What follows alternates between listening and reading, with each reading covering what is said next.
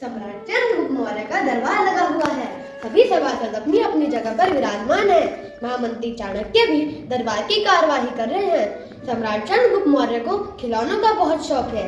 आज भी सम्राट के पूछने पर कि क्या नया है, पता चला कि एक सौदागर आया है और कुछ नए खिलौने लाया है। सौदागर का यह दावा था कि सम्राट या किसी ने भी आज तक कभी भी ऐसे खिलौने देखे ही न होंगे। यह सुनकर सम्राट ने सौदागर को बुलाने की आज्ञा दी। सौदागर दरबार में अपने तीनों पुतलों के साथ हाजिर हुआ। महाराज, यह तीनों पुतले बहुत निराले हैं। पहले पुतले का मूल्य 1 लाख मोहरे हैं, दूसरे पुतले का मूल्य 1000 मोहरे हैं और तीसरे पुतले का मूल्य केवल 1 मोहर है। इन पुतलों में कोई अंतर नजर नहीं आता, फिर मूल्य में इतना फर्क। क्या इस दरबार में ऐसा कोई है जो हमें बता सकता है कि इन तीनों पुतलों में क्या अंतर है? महामंत्री चाणक्य, आप तो हमारे गुरु हैं, क्या आपको भी इनमें कोई अंतर नहीं नजर आता? यह सुनकर महामंत्री चाणक्य एक तिनका लेकर आए और उन्होंने उसे पहले पुतले के कान में डाला, जो उसके पेट में चला गया। अब चाणक्य ने तिनके को दूसरे पुतले के कान में डाला, जो उसके दूसरे कान से बाहर आ गया। अंत में चाणक्य ने तिनके को तीसरे पुतले के कान में डाला, जो उसके मुंह से बाहर आ गया।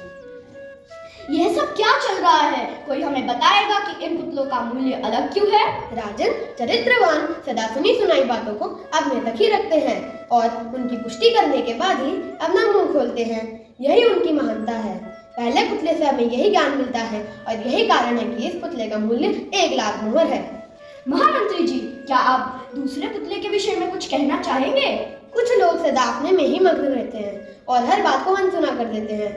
इन्हें अपनी वाहवा की भी कोई इच्छा नहीं होती। ऐसे लोग कभी किसी को हानि नहीं पहुंचाते। दूसरे पुतले से हमें यही ज्ञान मिलता है और यही कारण है कि इस पुतले का मूल्य मुझे 1000 मोहर है। बहुत खूब। क्या आप बता सकते हैं कि तीसरे पुतले से हमें क्या पता चलता है? कुछ लोग कान के कच्चे और पेट के हल्के होते हैं। कोई बात सुनी नहीं कि पूरी दुनिया में शोर मचा दिया। इन्हें सच झूठ का भी कोई ज्ञान नहीं होता, बस अपना मुंह खोलने से मतलब है और यही कारण है कि तीसरे पुतले का मूल्य केवल 1 मोहर है। महामंत्री जी, आपके ज्ञान का कोई मुकाबला नहीं। जिस प्रकार हर एक मनुष्य का व्यवहार अलग होता है, ठीक उसी तरह इन पुतलों का व्यवहार भी अलग है। सौदागर, हम तुम्हारे पुतले और इनके माध्यम से बताई गई शिक्षा से अति प्रसन्न हुए। हम तुम्हें इनाम देने की घोषणा करते हैं। धन्यवाद महाराज। इस कहानी से हमें यही मौलिक शिक्षा मिलती है कि हमें सदा अपना व्यवहार व स्वभाव पहले पुतले की तरह ही रखना चाहिए, ताकि समाज में हमारा व और का सम्मान बढ़े। पहले तोलो फिर बोलो। धन्यवाद।